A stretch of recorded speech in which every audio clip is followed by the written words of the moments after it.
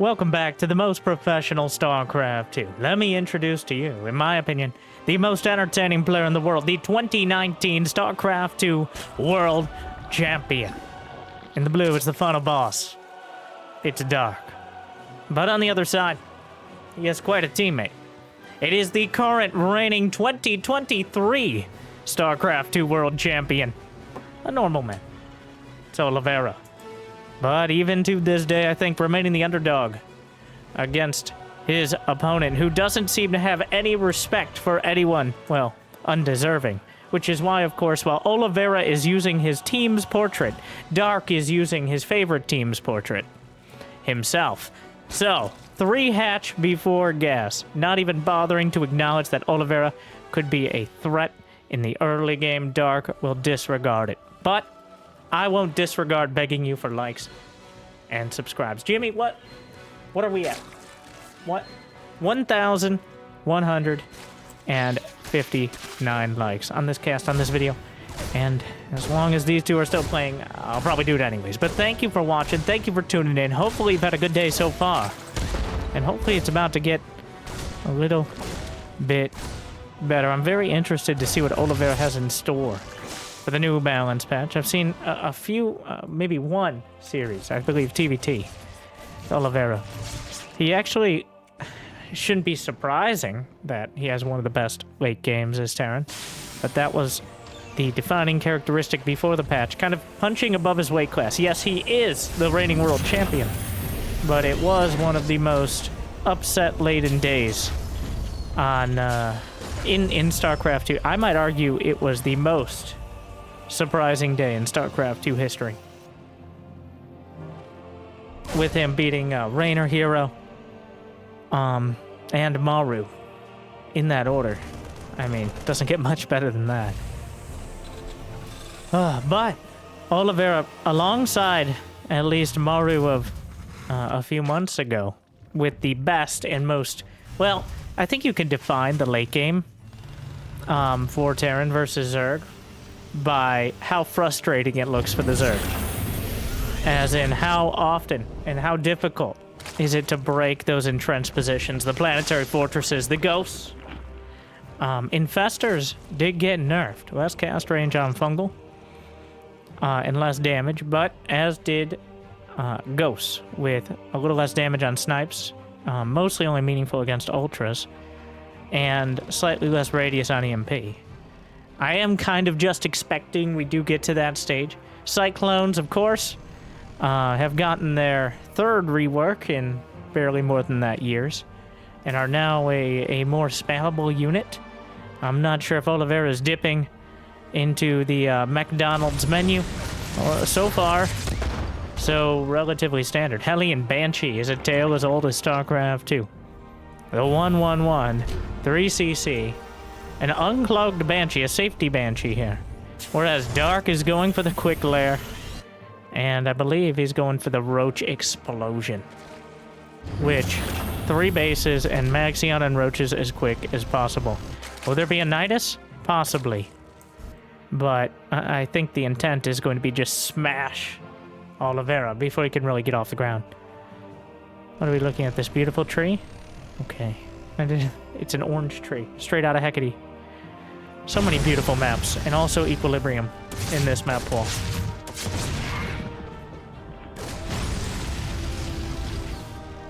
Dark, the Hellions, and this is why a lot of players have started adding in 1 or 2, well, 2 Cyclones, at least. Cure, the notable one, to the early composition. Not too costly, and gives you a lot more ability to kind of stick around and fight queens or small amounts of roaches. And Oliveira, still sticking with the more conventional Hellion Banshee. And that means the roaches will be able to box out at the edge of the creep. So Dark is going up towards the 66 drone count. Appropriate. And also 3 base saturation. 22 workers per base. 2 per each mineral patch. 3 for each gas geyser. Gives you maximum efficiency. And is usually the cutoff point for any sort of big unit timing. Dark going well past that cutoff point, so it does indicate he's not interested in going all in, but instead just rolling with the punches here. Infestation Pit opens up Hive Tech. There's the off chance of Swarm Host, the much higher chance of Infestors as well. Zergling Speed entering production. Dark has politely yet firmly refused Banelings for the most part since the patch, and I'd be neglecting. Oh, well. And the nerf to Banelings with less damage from upgrades against light, as well as 5 less HP once they get speed. It doesn't take away their HP, they just no longer gain it. They don't take it away. Unfortunately, say the Terrans. But that means 35 to 30 HP on the Banes. And you've been seeing it in a lot of the 2 Bane nests. Oh, that doesn't make up for it. Darn. What if it did, though? What if you got multiple tech buildings as Zerg, it just made stronger versions of the units? Interesting. Alright, maybe next patch. I don't think the Terran conglomerate will like that one. A scan. Spots the hive started. Macro hatch on the way. +1 Carapace. Double infestor.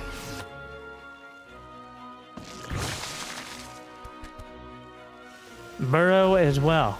So just filling in the blanks. A relatively passive game 1. And by relatively, I mean almost literal. We have 3 Hellions and an SCV, as well as 1 Overlord, are the only casualties in 8 full minutes of game 1. A bit of a macro game we have here, but it won't end.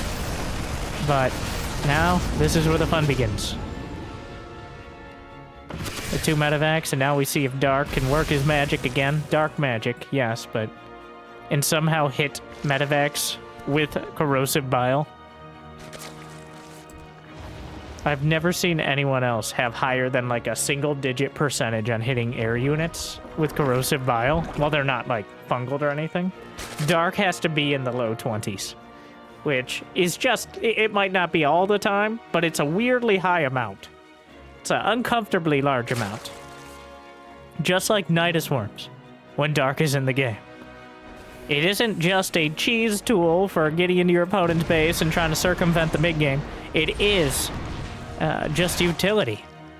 And I'll let you know from my half-hearted attempts, or at least it feels like it, it is just such a clunky mechanic to use for anything but some sort of all-in. But Dark makes it look, he doesn't make it look easy, but he makes it look plausible, which is even more dangerous. Oliveira, though, makes Terran look like it's maxed out at the 9-minute mark and 2-2 closing in. That is a full Terran army. The no-rush 9 minutes allows both players to get to 200 supply. But there are already Vipers and Infestors on the field. Something had to give at some point. The Infestors are spotted. A couple Vikings in the mix here. Where are the Vipers? Here they are.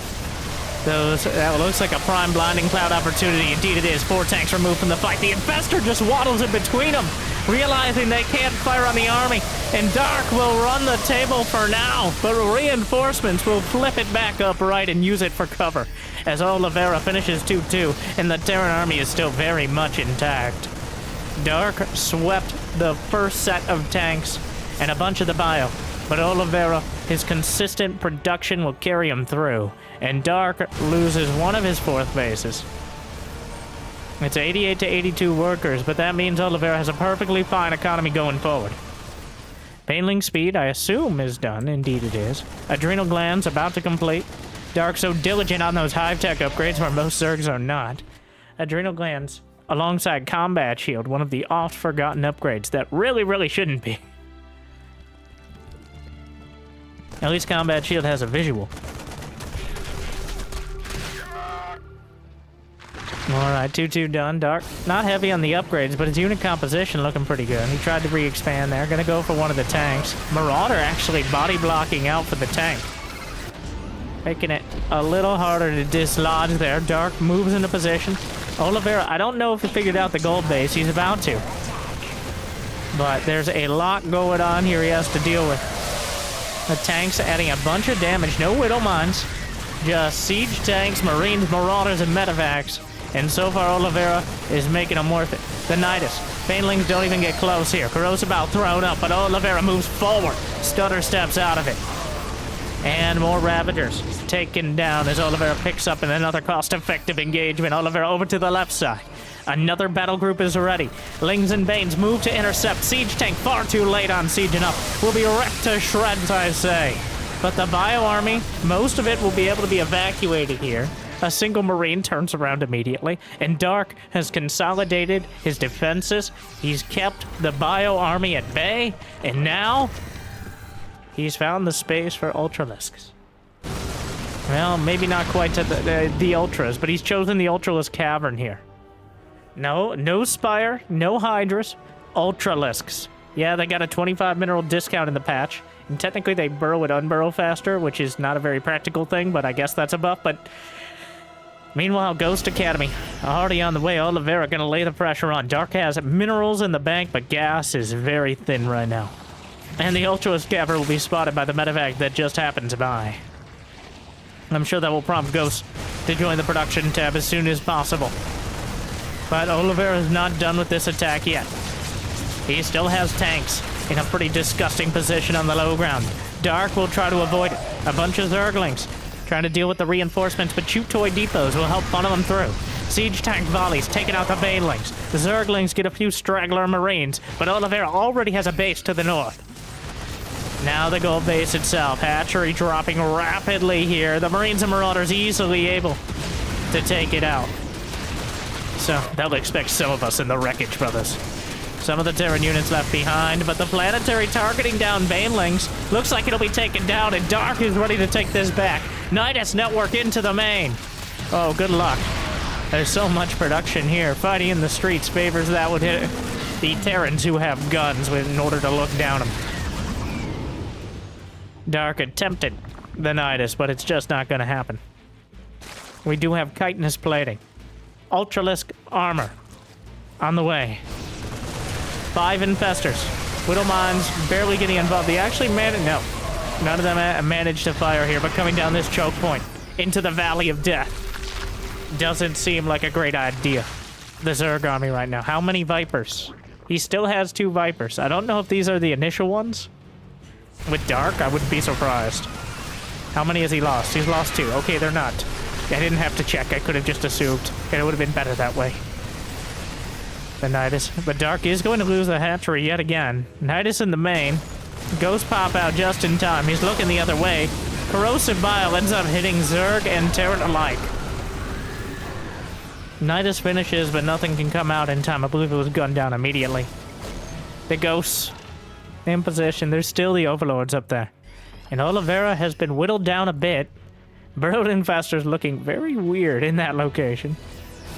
The scan may accidentally spot him. We'll see. Yeah, oh no. Well, those aren't Cyril Infestors. Dark Infestors are less subtle. Alright.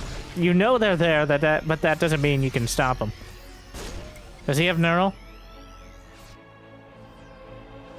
The other Infestors... Well, we'll see. The army is spotted. He's trying to find a location. You gotta watch out for the Widow Mines actually triggering on these units here. He's really trying to get something done with the Infestors. Pops out. There's the Ghosts. But that cast range isn't what it once was. It is enough to close it on the Ghosts here. But, ooh, the only survivors. I think Dark focused too much on getting the Fungals and not enough on what's going to follow them up. Snipes come out. The Ultras are here, but there's nothing to cover for them. The Ghosts line up the shots and snipe their way through. Dark tries to transfuse. It's not enough. The Ghost cloak. I believe there's a Spore Crawler. Yeah, so he loses all the Ghosts. That didn't work out great. A bit optimistic there. Oliveira manages to lose 9 Ghosts so far. Another Bio Army, another tank sieged up, but Dark is definitely struggling here. The income has shifted in favor of the Chinese Terran. 6 more Ultras on the way, ready to chew through. He tries to use the new burrow, but Oliveira scans immediately, of course. There's only 3 orbitals, so he doesn't have the constant unlimited scans that were sometimes used to seeing and hearing and experiencing incessantly in the late game. But as long as he holds on to him, Dark is still doing a lot with relatively little. The Ultra's trundling along. The Liberator's on the field. There's no real anti-air here. There's only 4 queens. That's the extent of the anti-air. The Ultras will try to chew through a planetary. But Dark is unable to dislodge. And Oliveira closes out game 1 with a confident play. I will say, Oliveira looked confident in how we wanted to go about that game. Whereas Dark, he never, like, after the first fight, it almost looked like he was shocked. He's like, oh wow, that went poorly. And didn't really have any hive tech to follow it up. No lurkers. The Ultras were well after the initial engagement. So Dark didn't quite crush the initial fight, and Oliveira started to gain an increasing grip on the game. But I don't think Dark going to roll over that easily. In fact, that's just the first act. Game 2 on Alcyone. Don't say it. Don't. A Cyclone.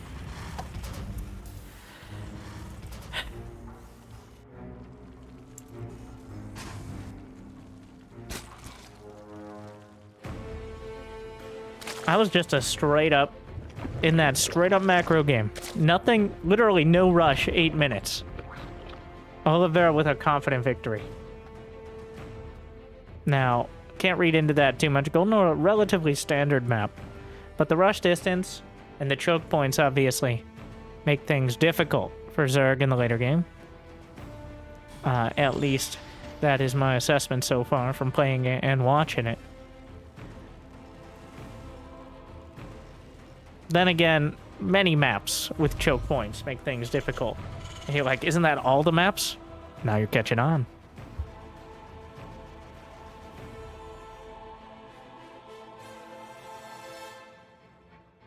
Rich Vespine base up to the north side. I actually really like the split in bases here.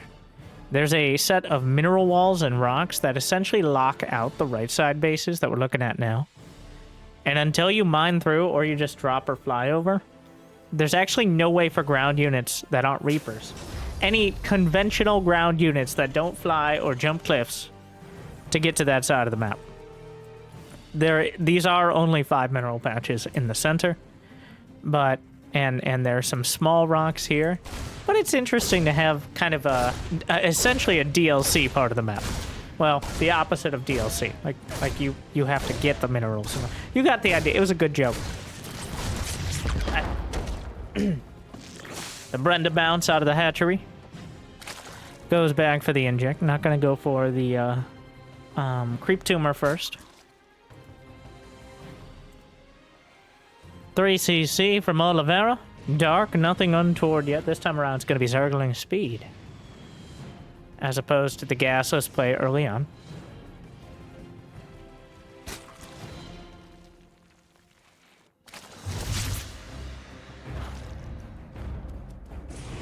Oh. Sir, this is private property. Reaper, calmly, yet firmly getting directed to leave. It's gonna be Hellions. And we'll see if anything follows it up. Tech lab on the way. Likely for... I love the safety Banshee. I think that's such a good habit to be in. Oliveira apparently does not. Oh, Viking it is. Okay, alright. I thought he was going to do the safety Banshee and make me look smart, but I didn't set that up perfectly. But, well, the Hellions aren't out yet.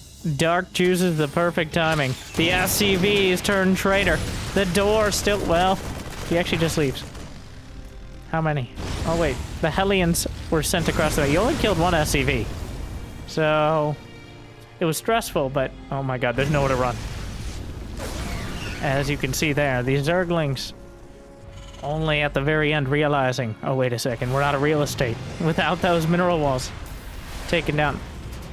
Dark realizes the Overlord about to go down anyways. Might as well get a little extra info. The Hellions. Well, the creep spread is already progressing. What do we have in there?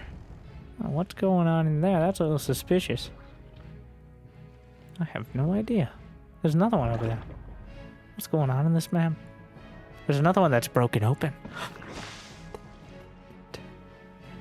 Not again. Not since the accident.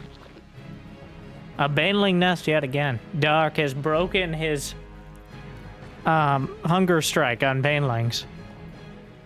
And now that the floodgates are open, let the banelings roll through. Honestly, they didn't... It's noticeable. From playing and watching, I do think part of it is that Zerg players haven't adjusted yet. But in general, I think it's Terrans and Protoss finding it that much easier to take them out, taking more confident fights against the banelings.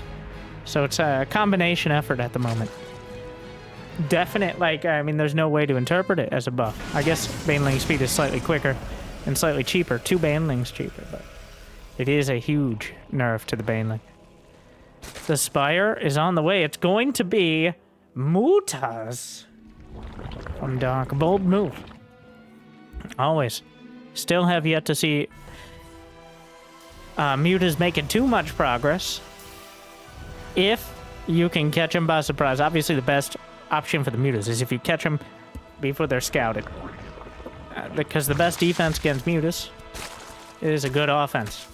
So if they don't know the Mutas are coming, they don't have any turrets or mines or marines in position, you can really start gaining momentum as the Zerg. But if it's spotted or there's an army on your doorstep, that's when things get a lot more difficult.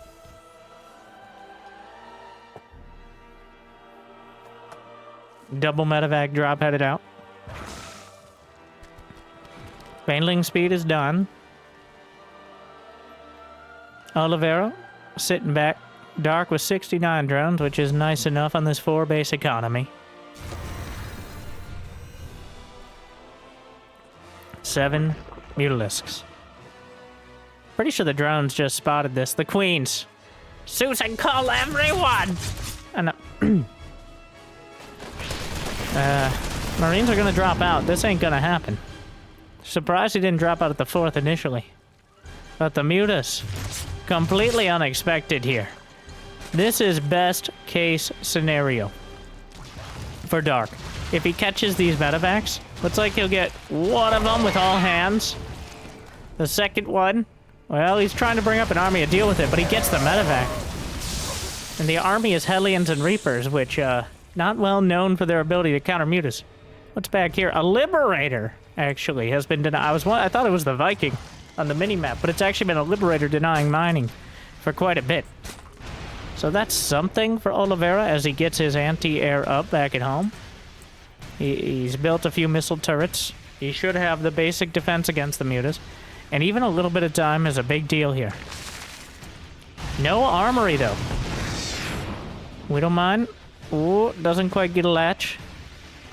Without the armory, 1, Widow Mines are not going to be cloaked afterwards, and 2, we can't start 2-2.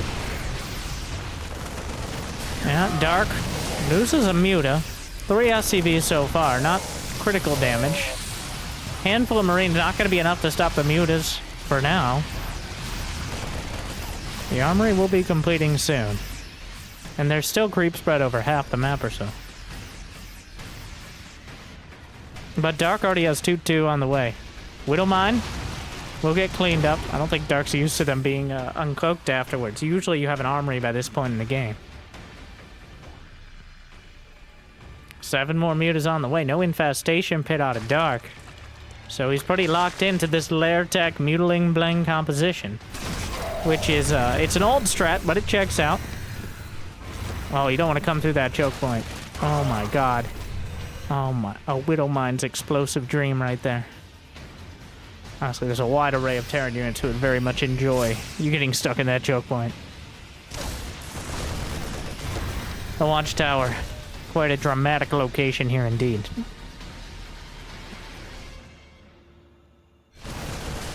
Muta's getting chased down. +1 flyer attack and 2-2 on the ground. Dark is maxed out. This is the time. If you're going to try to break the Terran before we get into too much of a turtle fest, it's right now. Right as 2-2 is finishing, with as many Lings and Banes as possible. You just try to keep them off a 4th... keep them off of 4th base, and just use the mutas to carve away the worst parts of the army, and then the Lings and Banes to run over the rest. Alright, the Widow Mines dragged out. Banelings roll in. Not too much in the first wave, but the second wave comes up. There's still a Widow Mine at the back. Huge hit. The mutas, though, still more than enough. Another mine, another couple mines.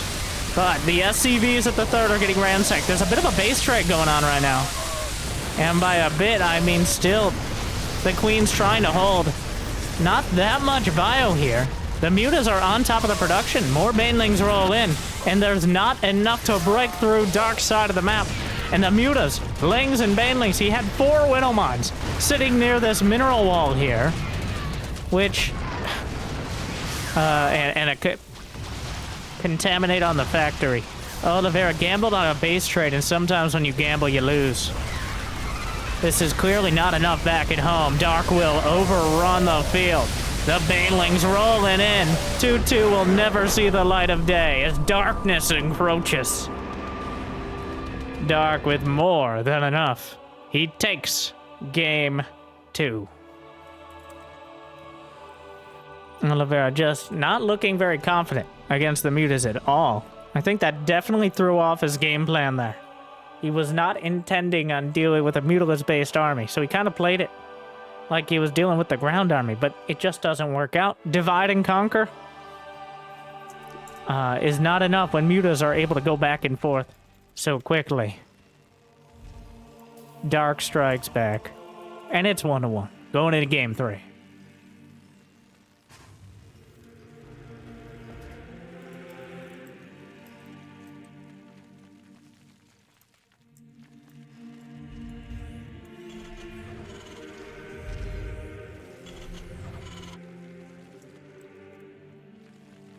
Set a pool first. Oh, Dark, what are you doing? No gas.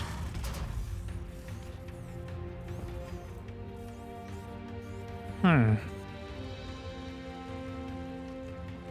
needed to move the camera to dark space so I could contemplate this correctly. Because it's just not the same in the production tab, right? You have to see it. He's gonna expand. This could translate into an early all-in. Or it could just be predicting some sort of cheese and wanting to have options to deal with it. Nope. Well, yeah, it's a roach warren. The best way to counter a cheese is to cheese first. More wisdoms when you like and subscribe. See, this is just a preemptive aggressive counter cheese. It is not just a cheesy all in itself. The SCV will see the timing here of the hatchery, but that doesn't give too much away. Certainly doesn't give away the roach one. Could easily be Zergling speed here, or even just a gasless expand.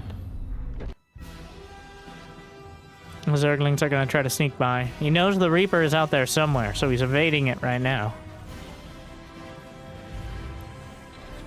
4 roaches on the way. A reactor for Oliveira. That isn't the death sentence it once was. In this scenario, going for reactor against someone who's roach all-inning would very likely mean death to roaches. But now it gives him the option of potentially cyclones. At least one early on. And the roaches are spotted. Reactor will be completed. And the Zerglings come in. A cyclone is on the way. Before, you would need a tech lab, which very likely could get sniped off, and maybe a max of 1 cyclone. Whereas, it's not so much the cyclone and its strength, but the ability to lock on and outrange the roaches, which even though the cyclone is weaker, it still maintains that. We'll see, though. As it's about to come out, the Overlord. This is the first time I've seen this particular scenario with a Roach Ravager all-in up against the early clone. Just trying to jiggle back and forth there. If he can get the Overlord, and obviously, well, if he gets the Cyclone, that's amazing. Just trying to dance back and forth, getting whatever hits he can, but the Cyclone, so far, holding on. Oliveira can't really afford to lose another depot. He's at 40 out of 46 here. He does have the second command center lifted. Locks on again, second clone almost done. They're not the most maneuverable units out there. Is that enough to kill? Oh, the depot lives! And he gets a Ravager. He's got vision via the orbital command on the low ground, so Corrosive Bile hits a clone. Trying to micro back here. And it's working. The clones. So, that's the difference. In a scenario that would have at least resulted in lots of SCV losses, because he likely would have had to pull SCVs to hold. Instead, well, it wasn't an easy hold for Oliveira. But he does prevent significant losses. Though Dark behind it, he's already been droning for quite a while. Cloak and a Banshee on the way, not a bad idea here. But yeah, I think the Cyclone coming through as a solid early defensive tool there. Still, essentially doing the same thing as the old clone, except coming out way quicker and cheaper. So, giving him more opportunity to use it against the Ravagers. Speaking of,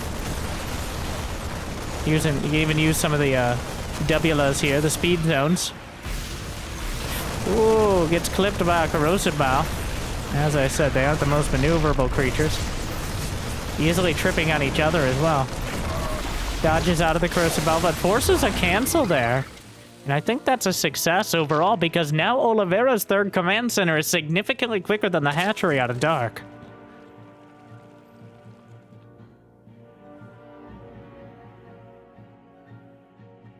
We do have a Banshee, well, second Banshee, I believe, on the way. Oh god, the clone drop locks on. The lockdown doesn't provide any additional damage, just allows you to attack while moving. But Oliveira looking the other way, clearly.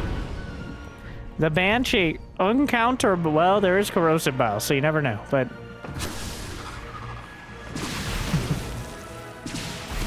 Between the clone, that's a bit risky there. Yeah, almost loses it.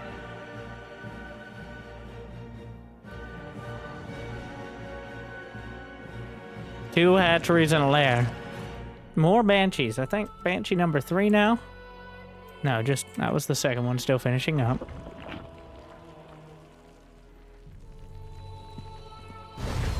Bit of an awkward scenario because of the Banshees. Dark doesn't really have any aggressive potential. Even though he's got the supply, he was kind of forced into a lot of units that he can't really use. And Oliveira now has 3 command centers. He's got 3 orbitals. He's building up plenty of SCVs, and he's got 1-1 started for his bio army. +1 infantry, weapons, and armor alongside Stim. So all the pieces are coming together, whereas Dark has not even finished his lair yet.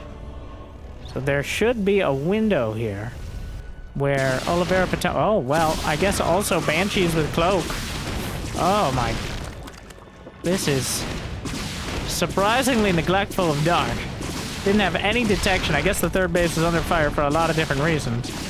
He sent a counterattack, which I assume has lifted Oliveira's third. But Dark losing any drones now. These are drones he cannot afford to lose. He's only at 55. Well, he keeps replacing them, but the larva cost is dramatic, and he's getting nothing else during this. No, there's no tech, no upgrades. Not even like a Hydralisk Den or infestation. He's just losing drones. He's just bleeding out. Roach speed starts, but only because the Banshees remind him the Roach horn is there. We've all been there. Meanwhile, Oliveira, while doing some pretty solid Banshee micro, is building everything else back up at home. He's got an armory. He's got 1-1 nearly done. He's got siege tanks in production. Dark feels like a bit put off by how little damage he was able to do with the Ravagers. Is now struggling to find a follow-up. He's got the infestation pit on the way. I believe the Banshees spotted it. So, oh, not quite. No, he's got to be assuming Dark's coming out with something. It is not going well for the final boss right now. Baneling Nest is now on the way. Combat shield finally done.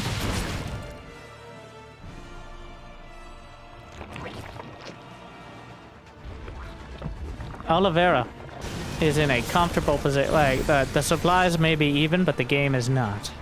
The upgrades are there. The unit composition is there. Oliveira just needs to make sure he doesn't fight. Well, there's not even banelings, but he doesn't fight with his tanks unsieged and his marines getting hit by corrosive bile. And it should be a very good fight for him. He scans. He can see the baneling nest upgrading. Dark is setting himself up for a flank. Oliveira is sieging up. Dark is taking what opportunity he can. The tanks are not all sieged. Can be easily double corrosive biled. He throws them up. Knocks out 2 out of 3. The bio army is still tearing through the ground, though. There's just so much damage. And Oliveira, that was one of the worst possible fights, but does it matter in the end? The army is just not going to be beat. And Dark acknowledges it. Oliveira with a comfortable victory there. Dark getting shut down. I think the change to the Cyclone has clearly... It hasn't made it easy to defend a committed all-in, but has certainly given less of a window. Very simply, the Cyclone can be out almost by the time the Roaches and Ravagers get across the map. And it is quite a difficult unit to micro, but if you keep it alive, eventually it whittles down the push and results in a very awkward situation for the Zerg. Because you're supposed to be... The reason to do that push is either to win the game outright or do near critical economic damage. That's what you're committing to when you do like a 20 drone or less Ravager push. And it just couldn't get it done. Oliveira, a match point in the bottom right, in the red here for game 4 on Oceanborn. And in the top left we have Dark. Looking a little lost. Not having detection against the Banshees despite seeing the Banshees hitting his Roaches and Ravagers on the other side for so long. Those are elementary mistakes you don't expect the final boss to make. But Oliveira deserving. And now he reaches for... I won't keep you waiting. Reapers.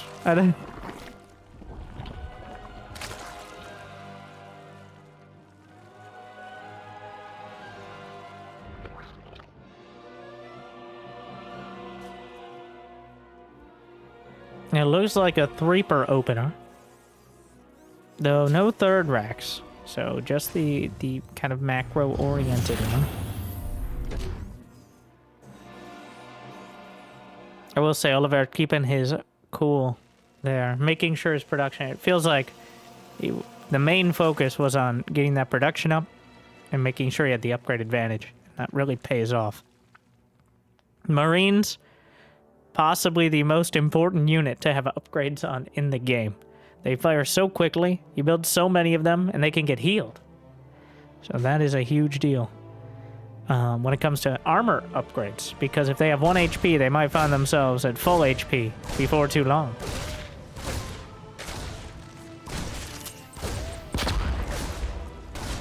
Reaper gonna dance with the Zerglings. Well, that's what they call it. The Zerglings call it getting cyberbullied.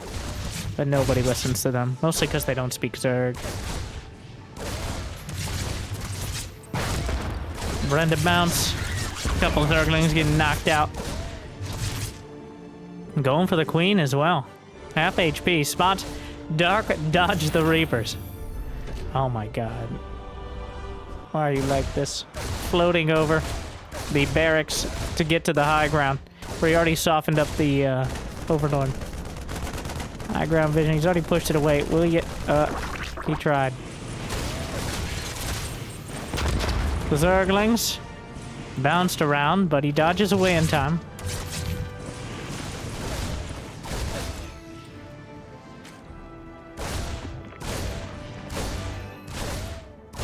Zergling's speed is done, and he isn't leaving with the Reapers here. The Zergling's coming around. There's a Queen on the high ground, but well, gets one of the Reapers. Will they still get kills here? Oh my. Gonna get one drone. We'll get killed off after that. Oh my.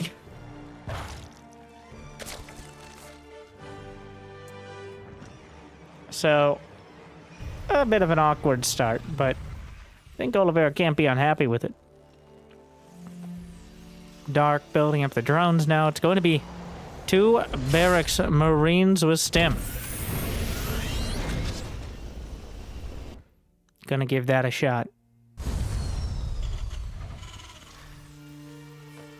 That's a Banshee. He's just built a Banshee again. I'm not... Does this not delay his stim timing significantly? Maybe he's gonna wait till combat shield? Get some Hellions?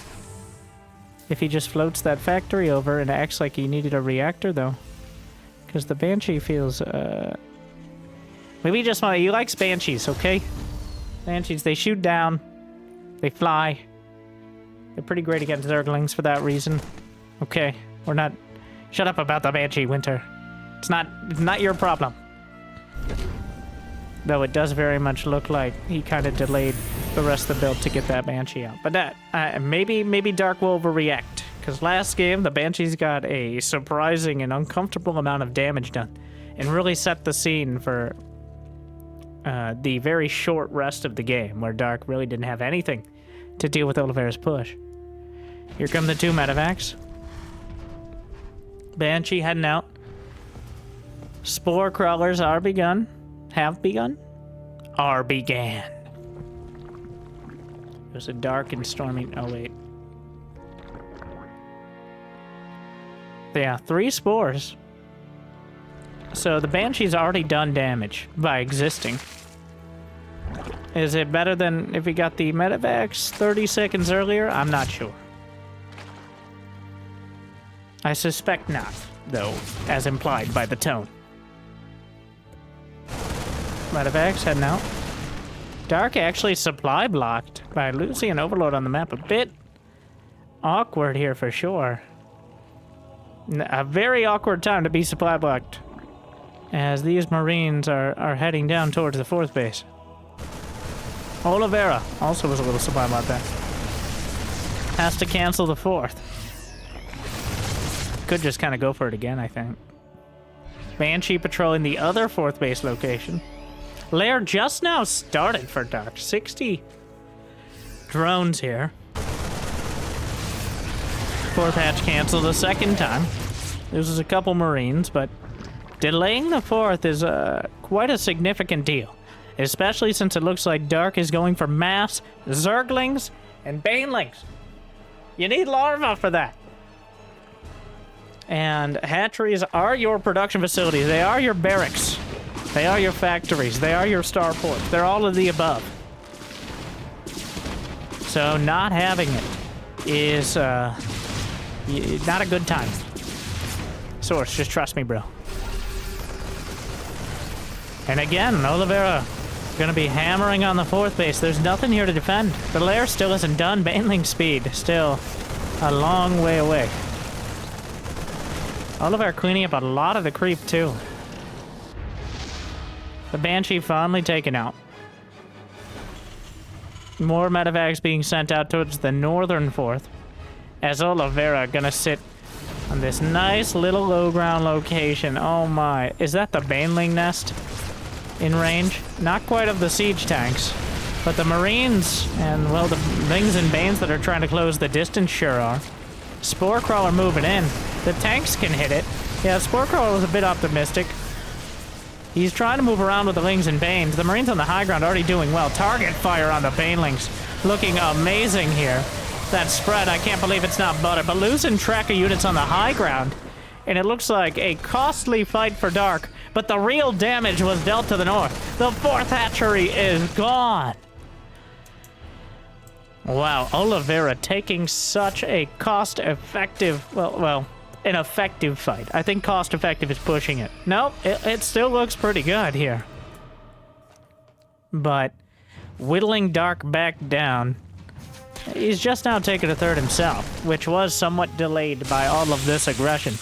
So it wasn't so much on Dark to get his fourth base up, but it certainly has been difficult. And he still hasn't actually dislodged that position on the low ground.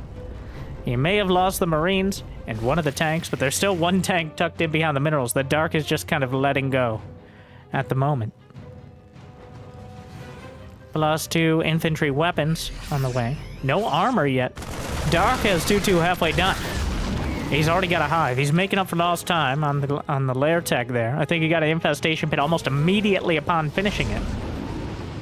The double medevac pulling back, and Dark is retaking a lot of ground here. Oliveira, without that quick third, didn't really have the production up to build up a huge army to follow up the success of earlier on. So it appears Dark will get a fourth, maybe a fifth, heading towards a sixth, and has hive tech on the way, adrenal glands, vipers, and 2-2 about to complete, which opens up 3-3, of course. So Dark has, it took a while for him to get the tech started, but now it's growing rapidly. Ultra Lisk Cavern. He's gonna go for it again. Infester, Vipers in production. Dark not intimidated by the multi-spellcaster usage. Baneling Mines as well. Thinking about it. Pulls him back. Looks like Dark is trying to bait Oliveira specifically. Oh my god.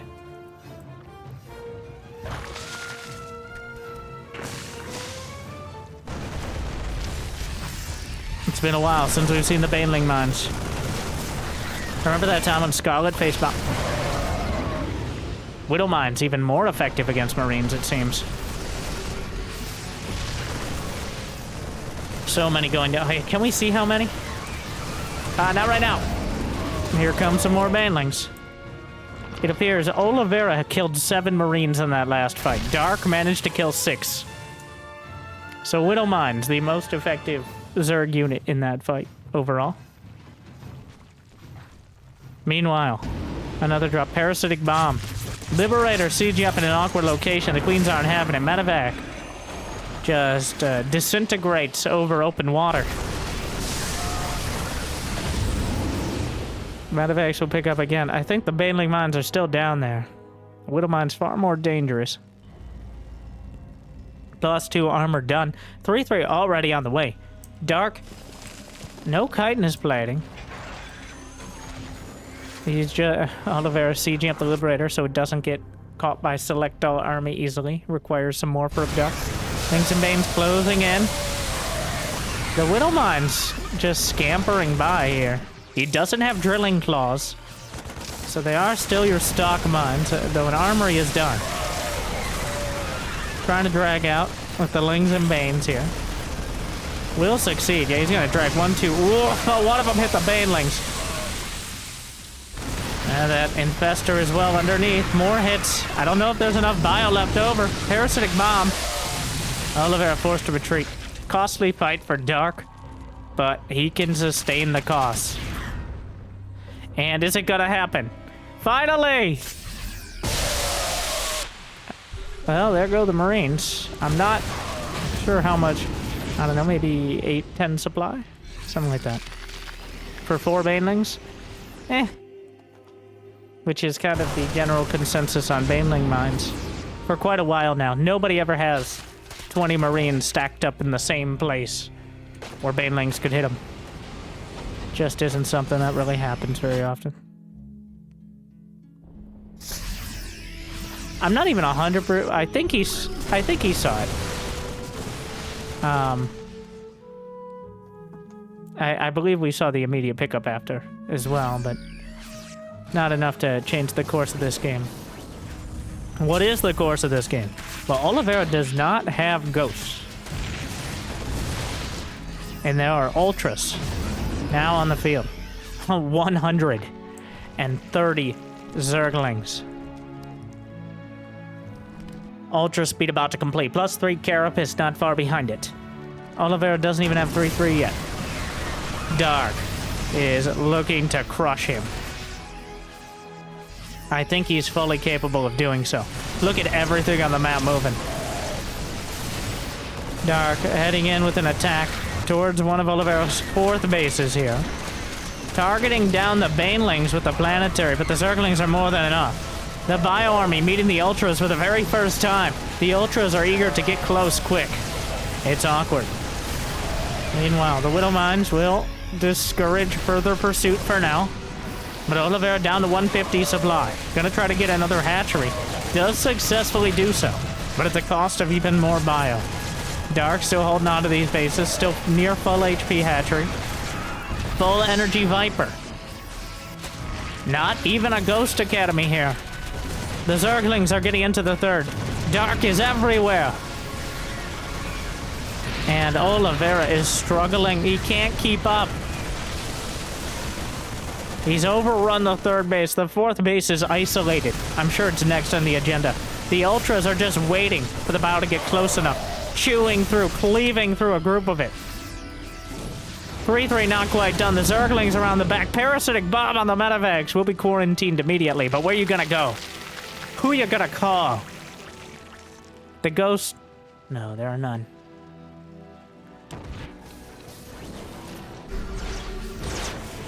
Ultra's fighting the planetary, but there's a lot of bio on the ground here. The supply looking pretty good, but it surely feels like Dark has all the momentum. A lot of these SCVs will go down. GG. Oliveira just taps it out. He knows. There's no ghosts. There's no hope. And it ends there. All tied up 2-2. We're going to the final match. Oliveira very momentum based. He was able to get on Solaris. I keep saying that wrong. On Solaris, he was able to get that momentum early, off of defending the first push, getting a bunch of counter damage. In game 1, it was essentially a no rush into a successful tank push. But if Dark is able to slow things down, open up the cracks in the defenses and slip through, well, it seems that the game turns for him. Rather quickly, then. So we go into the decider. Game 5. World champion versus world champion. Oliveira, still, I think even to this day, the underdog. He was rank 20 or 21 worldwide, while Dark was about rank 4 when Oliveira won the world championship. Right now, Oliveira is rank 18 or 19. Dark is rank 3. So still, even the best day, unfortunately for Oliveira, just still not able to quite follow it up with the consistency of many of the other players. But if I was to choose a day to have my best day, that seems like the day to do it. Unfortunately, Dark. Forget who Dark lost to. You see, he wasn't a winner. I don't remember. Honestly, I kind of barely remember Dark's victory, even though I was there at BlizzCon. Over, I believe, Raynor, who defeated Cyril, which denied us the Cyril versus Dark. And, of course, it was ZVZ. But I do remember Dark losing against Beyond in 2016, which I do a disservice, but I do remember much more clearly than Raynor versus Dark. I don't know. Maybe this is why people don't like mirror matchups as much. ZVZ is a bit volatile, and Dark is actually better than anyone else in the world, including Cyril at ZVZ, has a higher percentage against top players. I think partially because it's that a knife fight in a phone booth, but he somehow comes out unscathed. Because Dark was never in the phone booth. He's behind you. You turn around and look at Dark. He's not there. You turn around again. It's Dark. Is that 2 factories? I'm sorry. I wasn't done with my bid, but we have to acknowledge this. 2 factories. Oliveira in game 5. Pulling out the mech. Yeah, where's he been keeping it this whole time? I don't know. Interesting.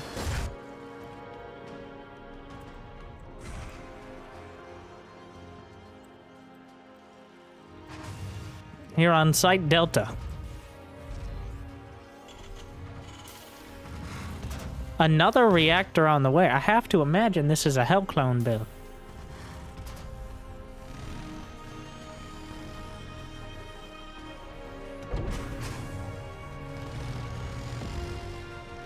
Roach horn on the way. Yeah, there's the Cyclones. This time not for defense, but for offense. Most certainly. Dark will have a much higher economy, as he's not going for some sort of Ravager all-in.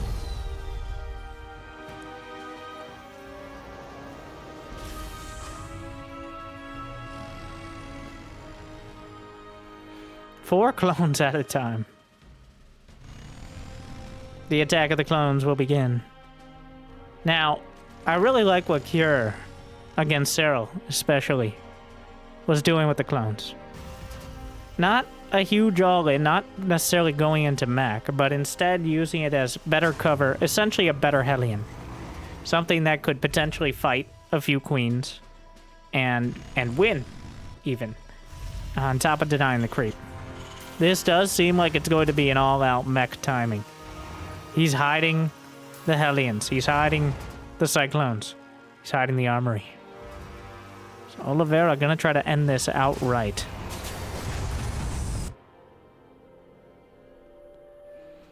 He is on 2 base. No third command center. Well, he just started the third command center. Couple roaches heading across. I think this is Dark saying, show me what you got. He's sending enough roaches across that Oliveira will have to respond. He's gonna spot it. The roaches come back. The Overlord... Dark knew the Overlord was there. He was baiting him into showing his response. He may lose a roach for it, but I think it was well worth the info. More roaches on the way. He doesn't have Zergling speed, right? It's just roaches and queens here. Here come the Hellbats as well. The Cyclones locking on, trying to... Well, it's kind of hard to judge this fight, but it looks like Dark is more than stable enough. The Queen's tanking enough damage. And the Cyclones are just quite brittle. It's hard to make them worth it in a straight-up fight. The real value is in their maneuverability, their ability to dip in and out and choose fights on either side. He's not done with them yet. He's gonna give it another shot here.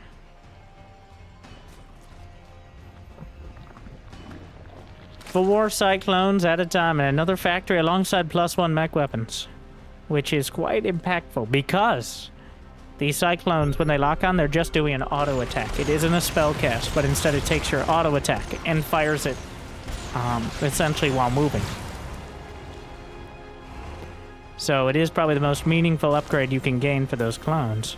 Besides Hurricane Thruster, Cyclone Speed. More factories on the way. Dark is at 69 drones and counting.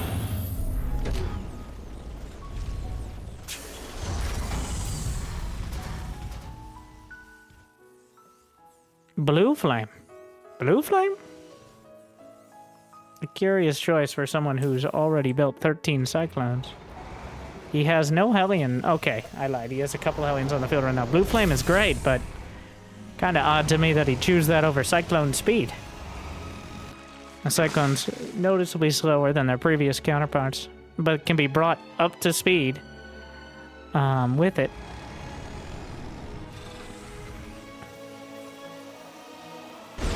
We got Burrow Move on the way. Dark looking for that underhanded play.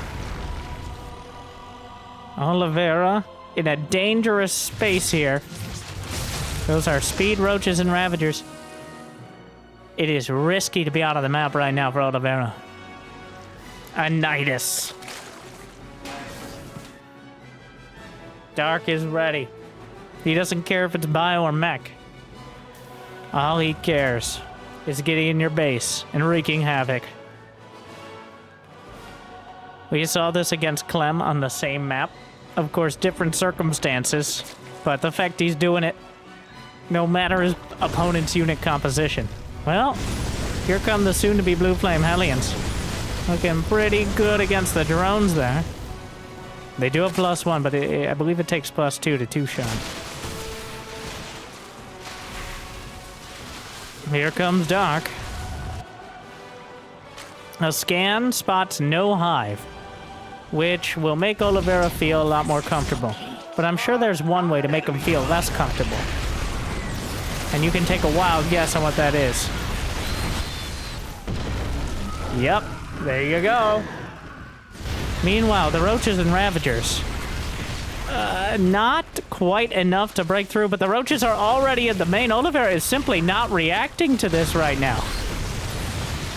He's already lost 16 SCVs, and they're Burrow Roaches. The seat, oh my, and it just ends.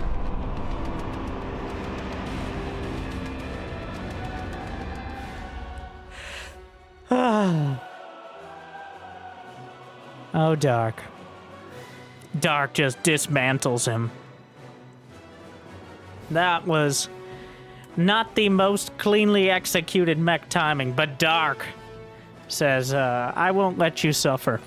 And again, just carves up the main, batters the army, and clears Oliveira off the map and out of the series. 3-2. It goes to the final boss. Every time. Well, I hope you enjoyed. I hope that I made your day a little bit better.